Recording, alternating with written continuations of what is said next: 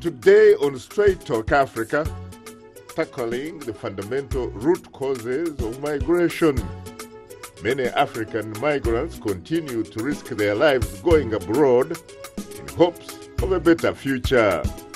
That's coming up next right here on Straight Talk Africa.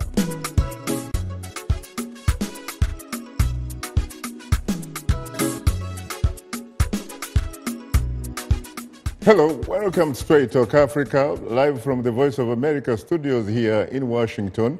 It's Wednesday, April 29th. I am Shaka Ssali. My colleague and social media reporter, Maria Majaro, continues to take some time off. Today, we'll discuss the plight of African migrants seeking new opportunities abroad in light of the recent deaths of migrants in the Mediterranean Sea and the rise of xenophobic behavior in South Africa. But first, whether freeing from xenophobic attacks in South Africa or near hopeless situations in Libya and elsewhere across the continent, pressure is mounting on European and African leaders to address the root causes of these migrations. My colleague, Paul Cisco, has more. We begin at sea, with Italian officials looking for human traffickers. Increasingly, they find themselves in a race against time to rescue migrants from the dangerous waters of the Mediterranean Sea. Recently, nearly 300 people, almost half of them women and children, are rescued from waters 40 miles off the coast of Libya. More than 800 people drowned in nearby waters earlier this month in the worst single incident of its kind. UN Secretary General Ban Ki-moon says these waters have become a sea of misery, where thousands of people have lost their lives in pursuit of a better future. European Union leaders have agreed to triple emergency funding for rescue and recovery operations. The United Nations' Craig Murphy says migration's root causes must be addressed. You have people that are moving for purposes of the economics and looking for job opportunities and looking for other employment opportunities in other countries. It would be one driving factor. The other would be people that are sort of forced from their homes due to war or insecurity, persecution against them. Liberian President Ellen Johnson Sirleaf. To keep the population home, we have to be able to address their basic needs. They have to be comfortable that they can access the services that they need, that they can live, their livelihoods. Because if you don't, then there will always be those who see that their lives are too difficult and too hard. Therefore, they have to migrate to where they can find better opportunities and better comfort for them. So the answer is to help us to develop our economies, to create those conditions where our people do not want to leave and they'll stay at home. She praised South African President Jacob Zuma's response to the xenophobic violence that erupted recently and claimed lives in his country. Those who want to go home, they must know that when we've arranged everything, when we stopped violence, they are still welcomed as they came. African leaders from the South African development community are discussing the recent wave of xenophobic violence. Some, including Zimbabwe's President Robert Mugabe and Malawian President Peter Mutharika, have repatriated citizens in fear of further attacks. An estimated 1.7 million foreigners live in South Africa. Several businesses have been destroyed, and hundreds of immigrants have left the country. Those who have stayed or returned have done so with sadness, anger, and fear. Paul Cisco, VOA News. Thanks, Paul, for that report. Now joining us here in our Washington studios are two distinguished guests. Buti Kale, Deputy Regional Representative at the Office of the United Nations High Commission for Refugees, or UNHCR, a UN agency mandated to lead and coordinate international action to protect refugees worldwide. Mr. Kale is based here in the nation's capital. Alem Hailu, Professor of African Studies at Howard University here in Washington. He also serves as the Director of Center for the Northeastern African Studies which includes extensive research on the myths and realities of race, xenophobia, and violence from a global perspective.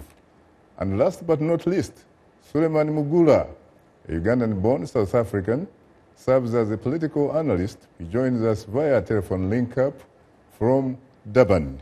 Well, gentlemen, I have to say I'm profoundly honored and exceedingly humbled to have the opportunity to host the three of you. Thank you. Thank you for having us. You're most welcome. Later in the program, we'll give you, the audience, a chance to call and talk with our guests. The number to call is 202-619-3111. This country code is 1. But before we begin today's discussion, we will go to KwaZulu-Natal province, the epicenter of the recent xenophobic behavior. And I will be joined, of course, by Prince Mangosuthu Buthelezi, president of the Inkatha Freedom Party, and also a member of parliament. He joins us via telephone link-up from Durban, South Africa. He is a member, of course, as I said, of South African Parliament, and he also previously served as the Minister for Home Affairs during the Nelson Mandela presidency. And in fact, I remember with nostalgia when he acted as president for a day or two. Good evening, Prince Buthelezi. Good evening, Prince Buthelezi.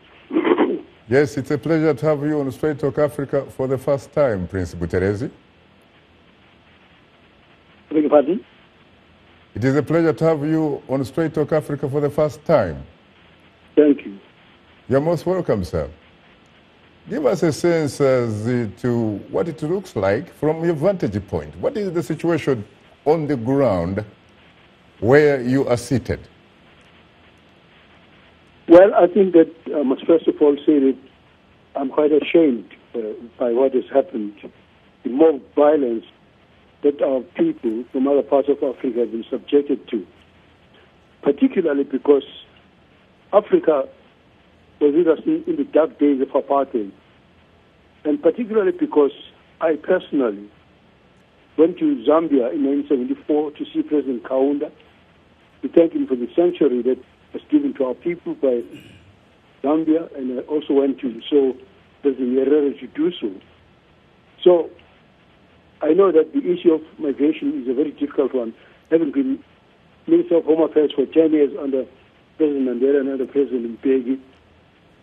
But nevertheless, I feel that we need to bow our heads in shame because of what has happened, starting in 2008, when the first outburst of xenophobia took place. Even then, I went up to Johannesburg from KwaZulu-Natal to try and calm people and to try and comfort those people who were subjected to this scourge. But this time again, I went to Spring, where the first eruption of violence took place in our region, to talk to our people who were actually dislocated from their places because of the mob violence and human rights violations that they were subjected to by some of our own people. You are obviously, Prince, a very prominent figure in your region. Have you taken off some time to go and talk with some of the victims of this recent xenophobic behavior?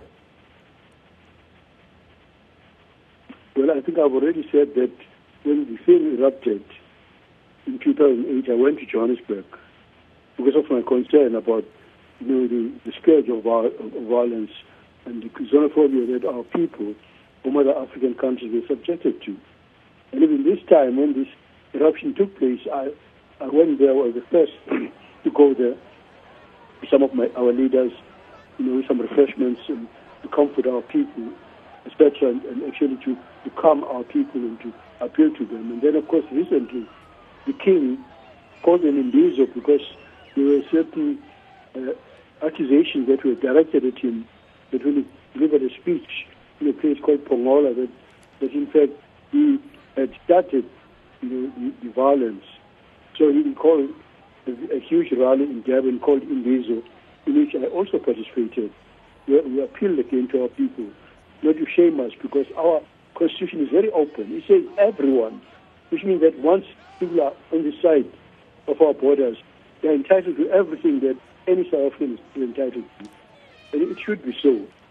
Notwithstanding the fact that in every situation, sometimes there are difficulties where people come in illegally, and some claim to be refugees, when they're not refugees, in fact, when they're economic refugees. But nevertheless, whatever the case is, I don't think that any of our people deserve the treatment that we have given to them. I see. We know, of course, that you are an uncle to the king, Goodwill Zeretwini. What about reports, for example, that he actually uttered some words that someone, in fact, might interpret as irresponsible? For example, he is said to have said, and I quote, "We ask that immigrants must take their bags and go where they come from." Yes, in fact, this issue was discussed. Judge Jerome Ngwenya, who is this advisor, actually held a press conference and talked about this. And our Minister of Police, whose guest the king was when he made those utterances, actually told us that, in fact, what the king said was distorted. I wasn't there myself, but the king said he was referring to those who come in illegally and those who commit crime. That's what he said. So I took it that the judge of the High Court and also the Minister of State said something which I could not refute because I was not there. But nevertheless, I said, whatever he may have said, it was actually wrong for people to take it as a message to kill other Africans and to subject our people to mob violence and actually the pillaging of their businesses has happened. It's actually killing people. More than 6 people have died during this latest eruption, whereas in 2008 more than 60 people died. So this is actually something that Africa must do something about, particularly because our former minister of Foreign Affairs, Dr. Zuma, sits as the chairman of the AU Commission in Addis Ababa. I think this must be a terrible embarrassment to her, to find that she's sitting on the seat and that our people are doing this to our own people. It's a disgrace for the first order. And I say, whatever people may say about it, whatever those who because even at the Bezo, which the king called, there were some people who actually were quite fuming and waving and so on.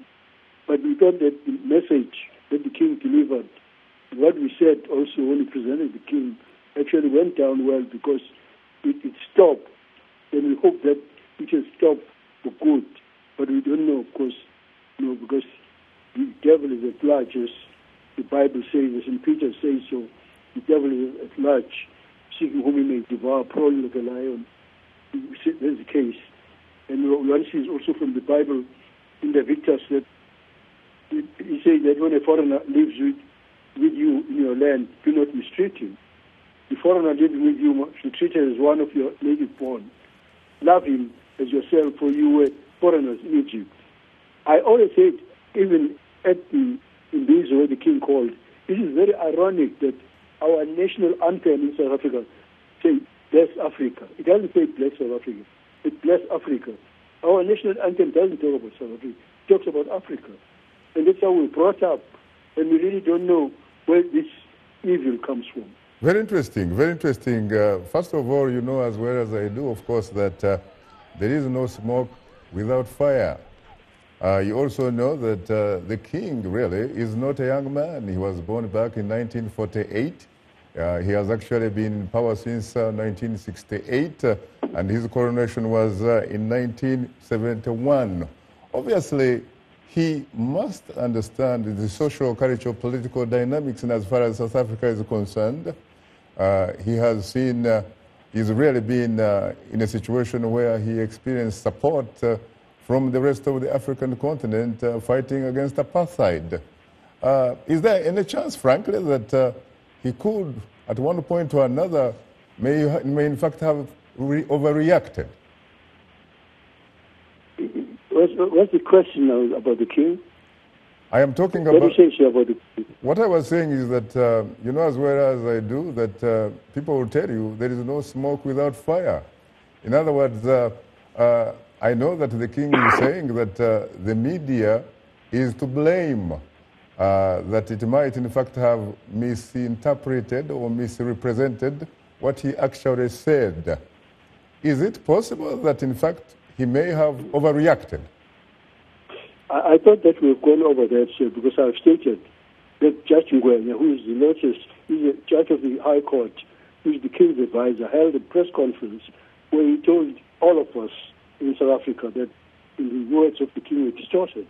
And I said the Minister of Police in South Africa, Vincent Kale, whose guest the king was when he made those utterances, which have caused all this furore, actually said that the king did not say what was read. He said that it was distorted.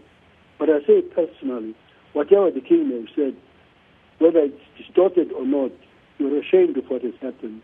We should deal with that. And the king has actually called an imbizo immediately, where he's trying to tell his people that, in fact, he has never suggested that people should be subjected to more violence, and that the properties of our brothers and sisters from Africa should be pillaged in the manner it has been shamefully done.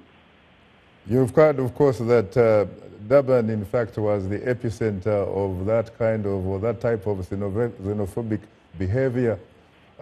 If, in fact, there were people watching Straight Talk Africa on television right now globally, or listening to the program, and have actually been victims of that type of behavior, are you in a position to formally apologize to them?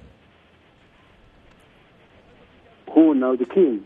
No, you, Mr. Prince Buthelezi, you are a very important person. What more can I say than to say I'm ashamed of what it is? Is that not an apology? When I say it's unacceptable, and I've told you concretely what I did during the first eruption in 2008, that I went up to the extent that the Patriarch of Alexander in all Africa, of the Greek Orthodox Church, even awarded me the St. Mark's Award, the highest award in the Greek Orthodox Church, because he has seen me on television comforting a Muslim woman in Johannesburg. And even this time, even before the government did anything, I was the first to go to those people who were already dislocated, who were already kept in makeshift camps in Durban. I was the first to go there. And I said to them that I was absolutely ashamed of what has happened. I don't know what more one can say than that. I hear what more you. One can do than what I hear you, Prince Buthelezi. What would you want to say about, for example, what the government has done or not done, really, in order to help those young people, young South Africans, to stop behaving like that? What about young South Africans, sir? What do you think the government needs to do in order to help the young South Africans who are, basically exhibiting xenophobic behavior? Because surely there must be something they're not doing. Yes, in fact, I complained myself because just during the first eruption, I suggested that the army, since we're peace missions that our president sends all over Africa, which is a good thing, I said that they'll have no credibility whatsoever if the army was not actually allowed now to help the police, support the police to stop this. And it's only recently, I complained even about that in Parliament, in the presence of the President and everyone in Parliament, that in fact I don't think we acted as swiftly as we should, because that suggestion by myself was shot down by the Minister of Police, Mary, because it came from me. Well, thank you very much, Prince Buthelezi. Let's stop right there. I'd like to thank Prince Mangosuthu Buthelezi for sharing his perspective with us today. Now we'll pause for a short break and would like to remind you that Straight Talk Africa is now on the social networking website Twitter, and we are tweeting live. Follow us at VOA Shaka, that's VOA Shaka, and join in on today's discussion with your questions and comments. Don't forget to use the hashtag VOA No Xenophobia. And we are still on Facebook. Just enter the keyword Straight Talk Africa. become a fan, and connect with other friends of the Voice of America. We'll be right back with you, so please don't go away. Here are the 10 points put forward by the European Commission and backed by the EU Foreign and Interior Ministers at a meeting in Luxembourg to address the Mediterranean crisis. The EU will reinforce its maritime patrolling operations in the Mediterranean and extend its scope to patrol a wider area. The bloc will make a systematic effort to capture and destroy vessels used by the people smugglers. It will be a combined civilian and military operation. Multiple EU law enforcement agencies will work closely to investigate the operations of smugglers. The EU's Asylum Support Office will deploy teams in Italy and Greece for joint processing of asylum applications. European Union governments will fingerprint all migrants.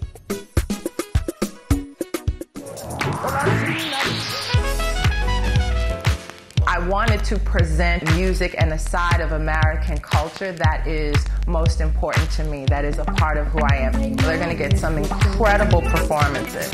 That's one of the things I love, bringing these artists in so you can get to see them do what they do. It's soul music, and that's what music is. It's that which comes from the soul.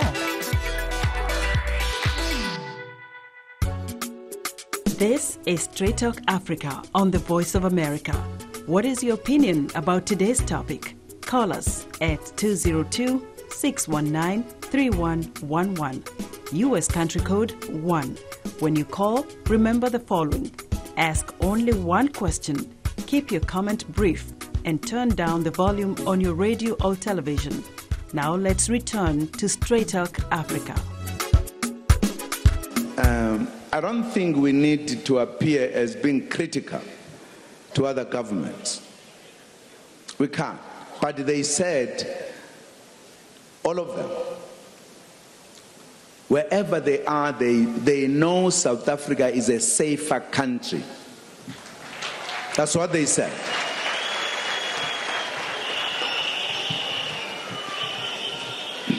Some have left their original countries, lived in other countries, but the situation was still not safe.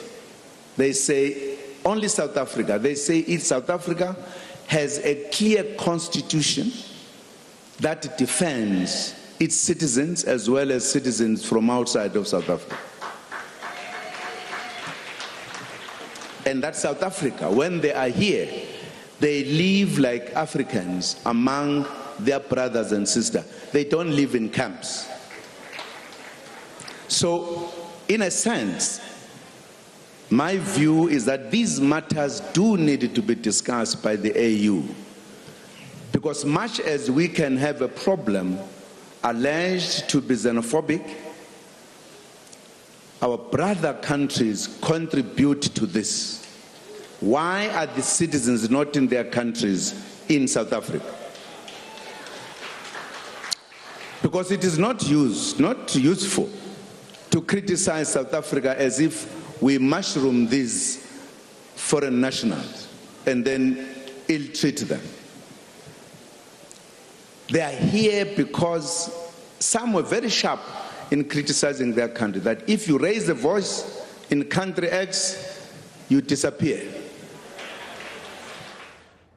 That was South African President Jacob Zuma during his Freedom Day celebration speech Monday. Welcome back, and today we are talking about the plight of African migrants seeking new opportunities abroad in light of the recent deaths of migrants in the Mediterranean Sea and the rise of xenophobic behavior in South Africa. Our distinguished guests are Buti Kale, Deputy Regional Representative at the Office of the United Nations High Commission for Refugees, or UNHCR, based here in the nation's capital. Alem Hailu, Professor of African Studies at Howard University here in Washington. He also serves as the Director of Center for the Northeastern African Studies. And last but not least, Suleman Mugula, a Ugandan-born South African who serves as a political analyst, and he joins us live via telephone link-up, via actually Skype, from Durban. Well, gentlemen, again, I am profoundly honored and exceedingly humbled to have the opportunity to host you on Straight Talk Africa. Thank you. You most welcome. For example, I think that Buti, it's a very long time, frankly, since I saw you on the show. It was about 10 years ago, I'm sure. And of course, Professor, the last time you were here, I remember hosting you perhaps in Studio 47. Yeah, a few years ago, yeah. Several years ago. In fact, I remember meeting you somewhere downtown, and you were reminding me that you haven't been on the show for quite some time. Yes. Well, I'm glad you could come. Now, Suleman, you too, I have not had you on the show, I think, maybe for the last several years. For quite some time. Now, Suleman, I've been following. Yeah, now talk to us about what is happening from your vantage point. You obviously, you are in the KwaZulu-Natal province too, is that correct? Yes, too. So talk to us about some of the, some of the experiences, frankly, that you've been part of or have been part of you. It has been shocking. It has been devastating. It's very sad because most of the migrants, all of us, we run from our countries looking for a better life or looking for a safer life. No doubt we run away from the fires. It's so unfortunate that after you have had some settlement, after you have had some safety, then all of a sudden you go into another fire. So it has been shocking, it has been devastating, but at the same time it is comforting because the way Chief Mangosuthu has said, there was swift response from the leadership in the country, the president himself, the ministers, the security officials. They all acted swiftly to stop those people before they could finish the people. But people really were shocked. Many ran to the camps as you had. But right now, as we speak, there is some calm, but still people are still afraid because of the nature of the death. Many are afraid because these deaths were very, very cruel. But the only thing I can add is that contextualized from the South African situation, given the history of apartheid, the way the apartheid regime operated, it was a violent regime. It left behind a violent culture. So this violent culture keeps on raising its ugly head, not only to the immigrants, but also the South Africans themselves. I can tell you, Shaka. I see. I think you will tell us a little bit more, Suleman. I guess I agree with you, and a lot of people perhaps will agree with you, that the government really reacted promptly, because I know that the last time this behavior, same type of behavior, was exhibited in 2008, 67 people were killed, including, in fact, I think about 21 South African citizens. But this time around, the last number I saw was 7. Do you know anything different from that? No. I see. And those were 3 of them are South African. I see. Well, you are tuned into Straight Talk Africa, and we'll have more of a discussion in a moment. But first, here is our letter of the week from a Straight Talk Africa Facebook fan in Tanzania, the Tanzanian commercial capital of Dar es Salaam. Letter of the week. Sam Kayongo of Dar es Salaam, Tanzania writes, as Africans, we have been made to believe that things are better in countries we term as developed. Unemployment, poverty, high and unrealistic expectations are some of the compelling factors when it comes to the migration of young people.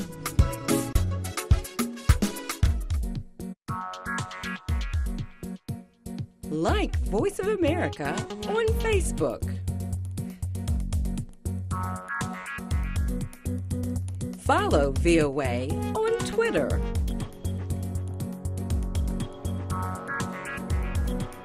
Join VOA on our YouTube channel. Like, follow, join VOA. This is Straight Talk Africa on the Voice of America. Call us now with your questions and comments. The number 202-619-3111. And the US country code is 1. Call direct and we'll call you right back. Remember to keep your questions brief. Now back to Straight Talk Africa. Thank you very much, Esther Githui, and welcome back to Straight Talk Africa, live from Washington. We have received outstanding feedback to this week's question of the week.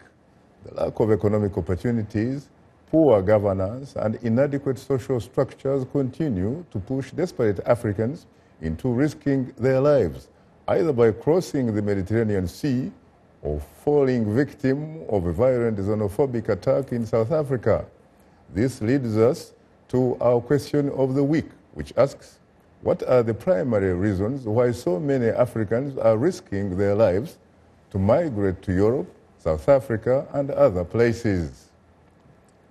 First, I would like to thank our audience for using our social media platforms to communicate with us. Let's begin with a comment from Semaye Etete from Tempe, Arizona, USA, who writes, bad governance and bad leadership by most West African countries, especially Nigeria, is the cause. The nation is blessed with abundant resources, but the executive arm and legislators hoard it for themselves. In fact, I'm calling on the new administration in Nigeria to urgently reduce the high salaries of legislators and convert it to welfare allowances for the jobless and less privileged. Another reminder is that we are tweeting live today. Please use the hashtag VOA No Xenophobia. And if you have not yet, please follow us at VOA Shaka. Let's go to a tweet from Paul T, who writes, depends which country they are from, some free oppression, some seek employment opportunities. He continues by saying, unifying Sub-Sahara and overcoming clan and tribal differences could be a massive help. What about that, Buti? Are you in a position to respond to some of those reactions from Facebook and Twitter? I think they have referred mostly to bad governance and unequal distribution of resources, and a few other causes of flight or displacement or departure of a number of Africans from the continent, or even the movement within the continent itself to other places. And it could be inside the continent to South Africa, for example, or to Libya, or even further afield to Europe. But again, some of these things are unfortunately manifesting themselves through conflicts.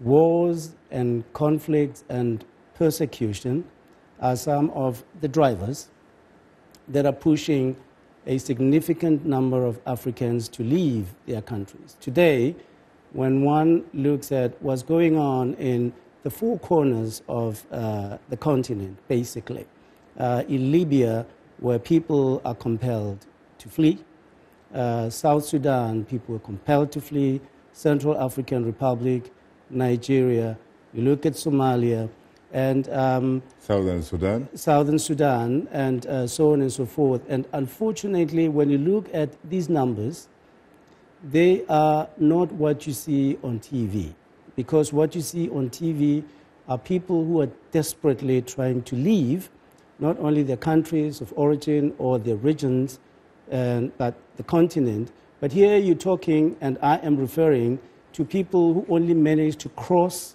the border into the neighboring country. Right. And the paradox of the whole thing, Shaka, is that you have countries that generate refugee exoduses that are also host countries at the same time. Very interesting. Very Chad, ironic. for example, is one of those. Nigeria does host a number of refugees.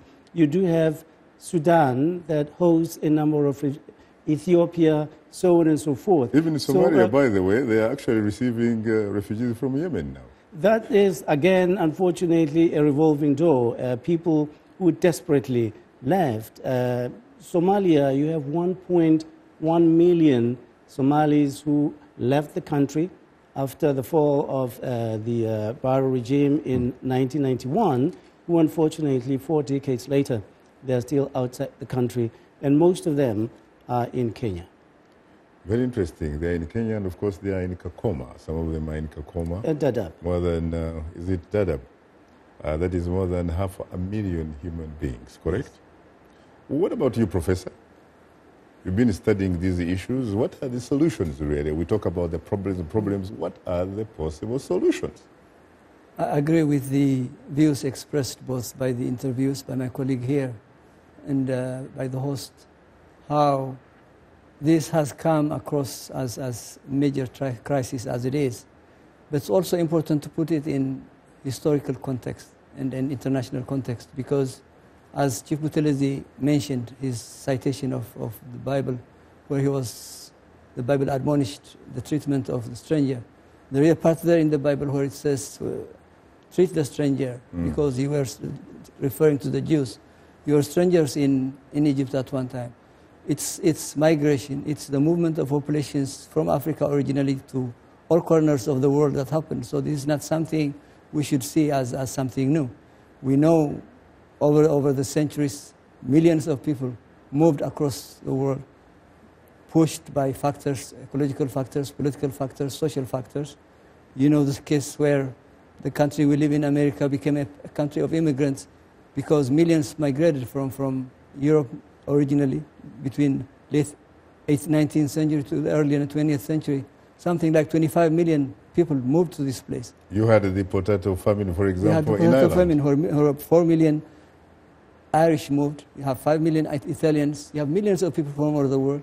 Now, currently in the world, the country of origin that pushes migrants in the world is Mexico, with 6 million, followed by other nations as the Philippines.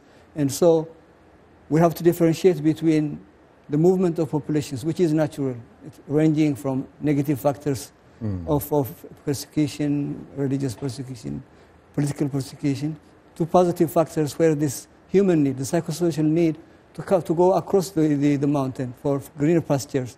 So we shouldn't just pathologize this because Europeans moved in search of better opportunities here and all over the world. Africans have moved. We have 2.5 million Nigerians in this country, about 1.2 million Nigerians in the UK. You have people from Senegal, 1.5 million, sending remittances higher than the budget. Right. So when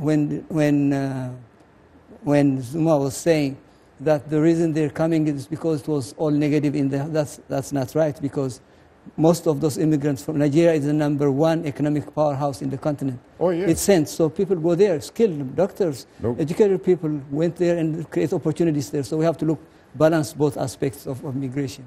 No question about it. In fact, if you look at some of the Caribbean countries like Jamaica, you will find that more than half of the population actually lives either in North America or in the United Kingdom. And they still remit, funds to support their relatives and what have you and stuff like that, which obviously makes an income for the government in Kingston. Let's move on to a posting from Fimwa from Mbeya, Tanzania, who currently lives in Guangzhou in China. She says, no one likes to be a migrant in another country. The reasons for migration are simple. Africa lags behind in terms of overall development.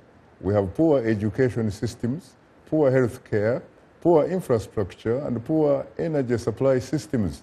People migrate in search for such services. Another Facebook comment comes from Christopher Zulu from the Zambian capital, Lusaka. And he says, Shaka Ssali, you are the perfect example to answer your own question. Why did you cross over to another country? Your success at the Voice of America has undoubtedly prompted many into thinking that success may easily be achieved across the ocean. Africa has been robbed of its wealth by the very people that have helped you to build your image. It is hypocritical for you, Shaka, to ask a question when you already know the answer. Very interesting question, very interesting. Zulu may have forgotten perhaps that I am not the only person on this panel that in fact left his own country looking for what he might be calling, of course, greener pastures. Buti, why are you here? The last time I checked, you're from Soweto, South Africa. Yes, Shaka, I am originally from Soweto. I was born there and I grew up there. And many people may not even know what Soweto means, which is an acronym, Southwestern Townships of Johannesburg. And which simply means that people were forcibly removed from places from within Johannesburg and sent to these townships. They were, in fact, dormitories, sort of labor reservoirs for the white regime of apartheid at the time. But when I left, I did not leave to go in exile. I left as a student. Correct. I could have, at that time, easily obtained refugee status because they were granting in Europe, when I left in the early 80s, refugee status to those from South Africa more or less automatically. You only needed to prove that you were South African. The question is, have you been able, for example, to inspire some people in Soweto? I'm not sure about that because I do go in and out as a United Nations civil servant. I wouldn't be able to speak directly to that. I see. But can I get back to what... Can we get there later? Because time is not our best ally. We'll get to that later. Let me ask the gentleman in Durban also tell us, the last time I checked, Suleman, you are a kid from Masaka in central Uganda. Yes, please. How did you get to Durban? Zulu might be interested in knowing something about that because you see it's on my case. Exactly. Just like many migrants, not only 1 million forces that are political. After the change of the regime, I happened to be a supporter of the previous regime, the current regime was going into flow. So when things went hot, I decided to go and get somewhere else. That is how I land here. But to add on, let me say we need to differentiate. Movement of people will already hit. But the movement of people which we have is abnormal.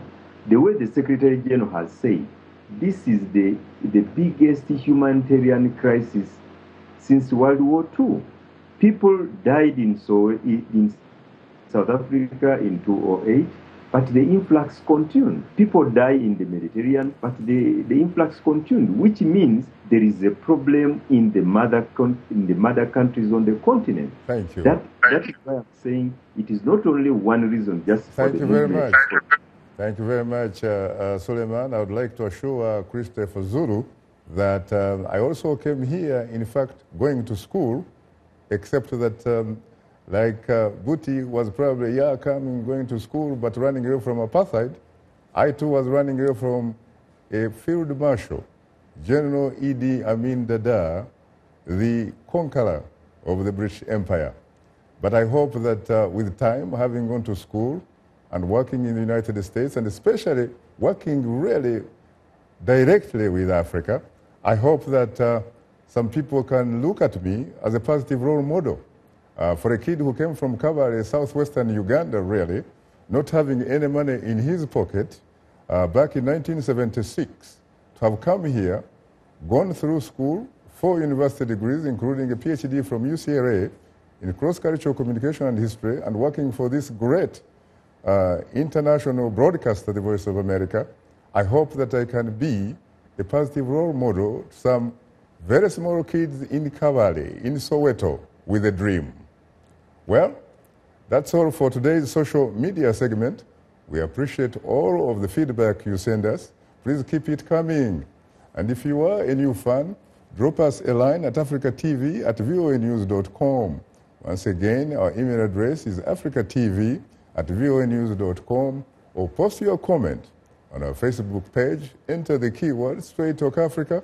Be sure to visit us online at voaafrica.com, or you can join our YouTube channel, subscribe to VOA TV to Africa, and follow us on Twitter at VOA Shaka. Now let's take a look at what's on tap for next week's program. Next week on Straight Talk Africa, the African Union declared 2015 the Year of Women's Empowerment in acknowledgement of the increasing role women are playing in Africa's development. We'll introduce you to women from the African diaspora who will share their personal stories on empowering themselves and their sisters on the continent. That's next week, right here on Straight Talk Africa. Thank you very much, Esther Gizuya. And a reminder that you're tuned into Straight Talk Africa.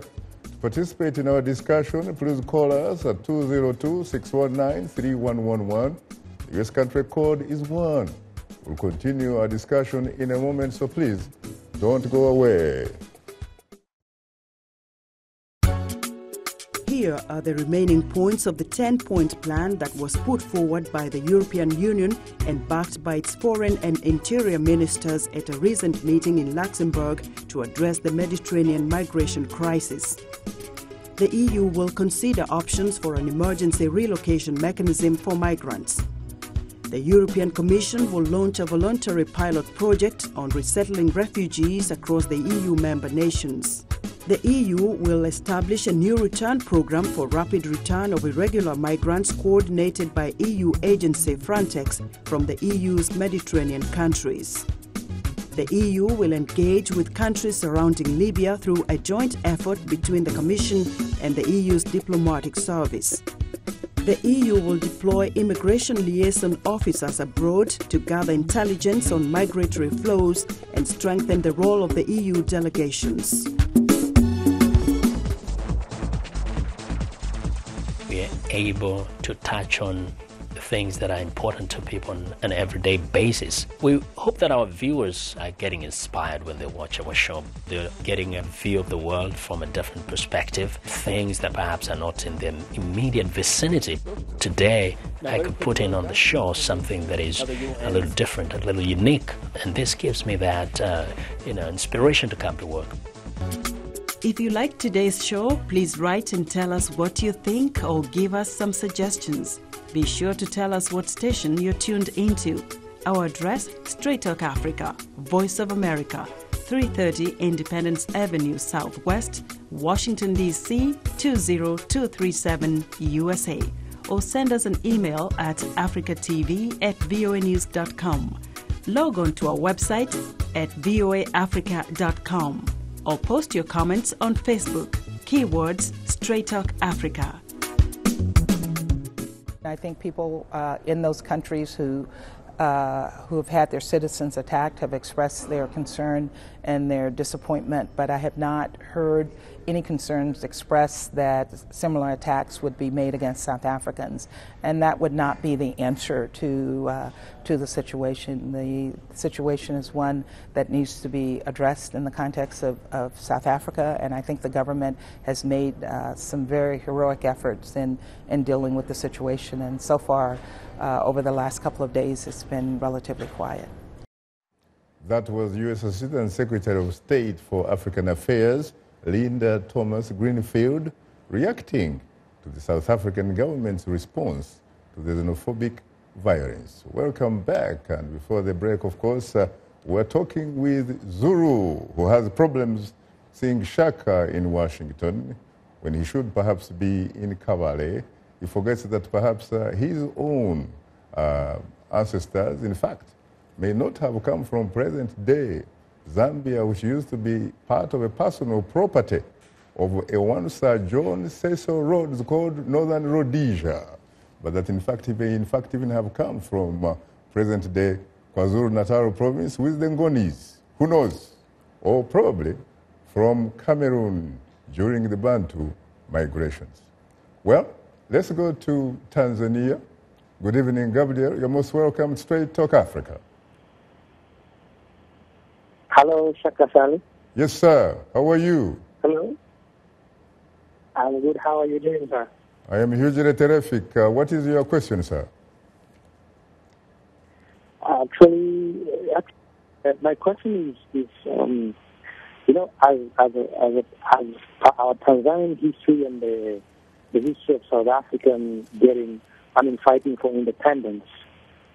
There's been so much support from the African nations to support South Africa to attain independence. But my concern is when I heard even the comments of President Jacob Zuma, I was shocked. People are being killed, and the president is sounding like everything is okay. I'm puzzled. So, what is the point, please? What is the point? Well, I'm afraid that we do have some problem on the line from Tanzania, but I think he sort of made his point, actually. Let me call you, let me talk to you, Professor. You know, of course, the role played by Tanzanian founding president, Mwalimu Julius Kambarage Nyerere, really fighting against apartheid and fighting against Ian Smith in then Rhodesia and what have you, against the Lusophonic Empire in Mozambique, Angola, and stuff like that. How would he feel right now? How does he feel, frankly, in his grave right now, seeing what is happening or playing out in South Africa? That's the tragedy, because South Africa was the country that was embraced by the whole continent, across political groupings, across ethnic groups, during the apartheid movement, demonstrations all over the continent, scholars, writers, cultural artists were stood by, and they gave refuge as much as they could to the refugees that could come. So it was tragic that, in fact, when it gained its victory, its freedom, it was celebrated as a model for Africa, as a civilized way of not having a system of vengeance with apartheid groups that had done a lot of wrongs to the people. So for Africans to see their kin stigmatized and called different names was very tragic. But at the same time, we have to also balance that, because, as you pointed out earlier, the people who were engaged in this movement, young people, 17, 15, in fact, Africa, over 50% of the 800 million population is under 17 years. So these are young groups that weren't even when Mandela was living. So they don't have memory of the reception, the love, the reception they got, plus the surrounding alienation, frustration from being unemployed, and also the psychosocial factor of not knowing their history, not knowing, understanding that Biko's vision for the youth. These are young people who could think Africans were the enemies, and that's the tragedy. I think you made a very interesting point here, especially when you talk about the kids, frankly, who do not have that connection with the dynamics of liberating their homeland. I was stunned, really, at one time when I was in Pretoria, in the, of course, it used to be the capital of South Africa, and I got a sense, frankly, that being in South Africa was not being in Africa. In fact, when you talked about going to cross the Limpopo River, someone would say, oh, you are going to Africa. The same thing, frankly, I got in Egypt. Even though I was in Cairo and someone is telling me, you have come from Africa, because I came from Nairobi, the Egyptian basically did not realize that they were part of Africa until I asked him, who are the Africa football or Africa Cup champions? And it happened to be Egypt. Why are these attitudes, these mentalities, for example, in your country? People don't think they are part of Africa. Have you heard about that before? What I've heard is what you depicted earlier on, which is Africa is the other side of the Limpopo. The Limpopo. For a particular section of the population. And again, I wouldn't want to generalize and say this is a South African or a typical South African way of looking at things. It is a stereotype. It is a stereotype. like in any other society. I think what would need to happen, it was mentioned, I think, by Prince Buthelezi that the Constitution of South Africa says that everyone, regardless of origin, creed, whatever distinction you have, is entitled to the protection of the country. And once it is enshrined in the Constitution, that precept has got to be disseminated. People have got to be made aware of that and empower people. Unfortunately, time is not our best ally, Buti. I have to go to the lifeline of the show, which are the telephone callers. Good evening, Sam. You're most welcome to Straight Talk Africa. Sam from Uganda. Good evening, Shaka. Good evening, Shaka. How are you? I'm hugely terrific. You have less than a minute, my friend. Time is not our best ally. Your question. Okay, I ask the host, anyone can answer the question. What are the contingency plans that can be put into place to ensure that xenophobia violence can be totally eradicated from South Africa?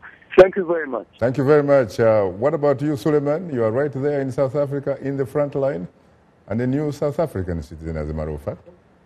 All efforts are being done by the government of South Africa, civil organization, and almost everybody. Everybody is on board, but the way you have said, we have got a young generation. But that is not enough, Shaka. We also need to look at the countries where these immigrants are coming from. For example, as we talk, we should not forget that as we talk, about maybe 15,000 people have already crossed from Burundi to Rwanda, and they are to come.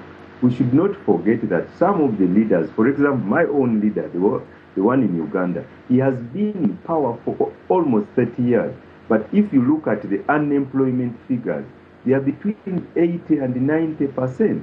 How can you govern a country for 30 years and still there is no hope of getting a job? So we have to look at the conditions which are prevailing in our countries. Some of the leaders have overstayed, they have lost sight. Thank you. Thank you very much. Professor, you probably have the last word because time is not our best ally. Any particular reason why the African Union, for example, has not called for a special summit? They called a special summit for Kenyan President Uhuru Kenyatta, who was indicted by the ICC, but they are not calling a special summit when you have more than 800 people dying in a week trying to cross the Mediterranean, going to Europe looking for greener pastures. You have 10 seconds. I agree with you that there should be strong commitment at policy level, at addressing the consciousness level with the youth. And that's a failure of imagination of leaders, failure of political will. And it's like Jonathan sending condolences to France when the 300 refugees were there. So they jump on other problems, but they don't jump on this. So this is a real failure that has to be addressed. Didn't worry about the Chiboko girls, but worried about, of course, what happened in Paris. Well, on that note, thanks to our distinguished guests, Buti Kale, Deputy Regional Representative at the Office of the United Nations High Commission for Refugees, or UNHCR, Alem Hailu, Professor of African Studies at Howard University, and last but not least, Suleman Mugula, Ugandan-born South African political analyst based in Durban. Thanks to our field stations, along with our viewers and listeners, we thank you for tuning in. For many of our Voice of America radio affiliates, Learning English is coming up next, and tomorrow morning's Daybreak Africa with James Bate. On behalf of the Voice of America, thanks for tuning in to Straight Talk Africa. In the meantime, get better, not beater Africa, and please remember to keep the African hopes alive.